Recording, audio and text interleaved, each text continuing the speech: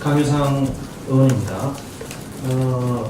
외교부의 외교부에 대한 청와대 감찰에 관한 문제를 먼저 말씀드리기 전에 지금 어제 나 대표께서 말씀하셨죠. 트럼프 대통령이 최근 언론을 통해서 하노이 회담에서 5개 핵시설을 폐쇄하라고 했는데 김정은이 1개 내지 2개만 응하겠다. 그래서 결력이 됐다. 그런 발언을 했는데요. 어제 나 대표께서 이 5개에 대해서 우리 정부는 알고 있는지 또 제대로 대처를 하고 있는지 알고 있다면 밝혀라 국민들에게 이런 얘기를 했습니다. 지금까지 우리 정부는 이게 5개인지 3개인지 몇 개인지 지금까지 전혀 국민들에게 알리질 않고 있습니다. 제가 워싱턴 소식통으로부터 파악한 바로는 이 5개는 영변에 2개가 있습니다. 영변에 이 북핵 협상을 깊숙이 내용을 알고 있는 소식통으로부터 그런 얘기인데 영변에 2개가 있습니다. 플루토늄이 있고 우라늄 사이트가 있습니다. 그래서 아마 김정은이 1~2개라는 것은 아마 영변에 있는 2개를 갖고 트럼프 대통령이 얘기한 것 같고요. 강선이 있습니다. 강선. 지금 한 언론에서 그때 크게 보도가 됐습니다만 우리 정부가 확인을 안 해주고 있는데 제가 분명히 워싱턴 소식통으로부터 확인하기로는 평양 서쪽에 약 16km 있는 강선이 핵시설이다. 그리고 이 나머지 2개는 제가 추후에 또 말씀을 드리도록 하겠습니다. 자, 청와대가 이 외교부 직원들을 대상으로 감찰 조사를 벌였는데요. 이 본의원이 밝힌 한미 정상 간 통화 내용을 유출한 제보자를 찾아내겠다며 외교부 직원들의 휴대폰 통화 기록을 또 뒤졌습니다. 어제 일부 언론에서 유출자의 신원을 파악했다 이렇게 보도가 됐습니다.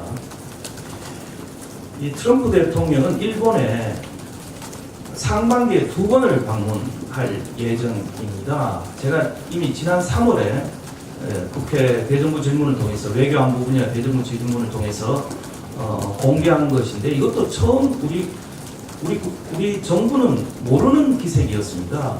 이 일왕의 즉위식 이후에 축하 행사, 그 다음에 G20 오사카에 2번 오고 있다고 제가 말씀을 드렸고 분명히 우리 한국에서는 그때까지 알려지지 않았습니다. 그리고 이것이 다 결국 실현이 됐습니다.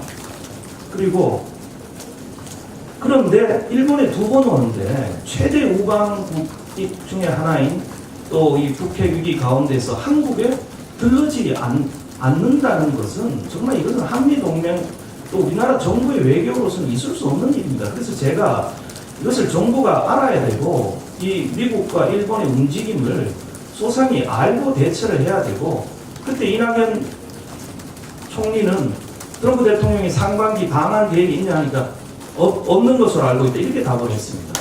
이래서는 안 되는 거죠. 그래서 제가 촉구를 한 것입니다.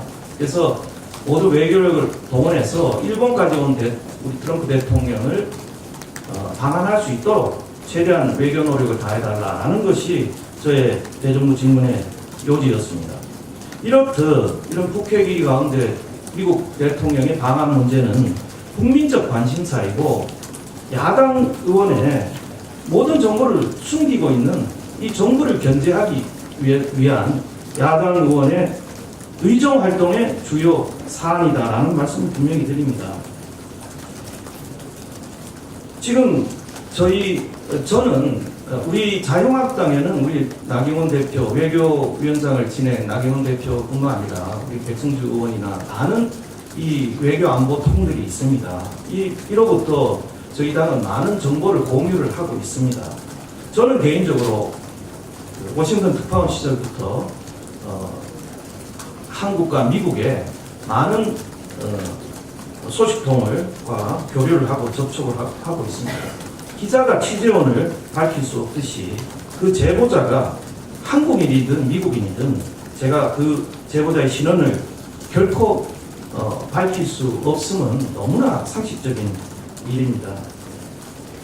그런데도 불구하고 헌법기관인 국회의원이 국민의 알 권리 차원에서 밝힌 내용을 가지고 담당 외교공무원의 핸드폰을 압수해서 조사한다는 것은 이 소위 촛불 정부, 21세기 민주정부 이 대명천지에 이 가당키나 하는 것인지 정말 묻지 않을 수 없습니다. 이 불법성은 여러 법률 전문 의원님들이 이미 밝힌 바가 있습니다.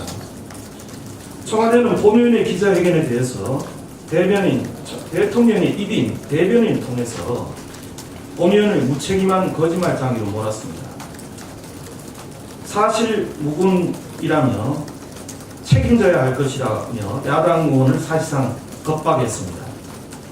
그런데 사실 무근이라 발표해놓고 지금 기밀 누설 운운하고 있으니 참 어이가 없습니다. 명백히 청와대가 국민들을 속이려고 거짓 브리핑을 했다는 것을 스스로 자인하고 있는 것입니다. 저와 국민들에게 그리고 본위원에게 분명히 청와대는 사과부터 해야 할 것입니다.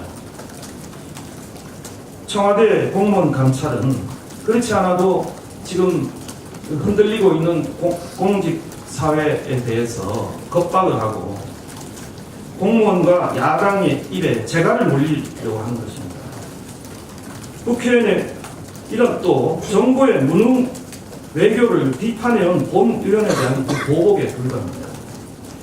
국회의원의 의정활동을 방해하는 것은 있을 수 없는 일로 단호히 대처하겠다는 말씀을 드립니다.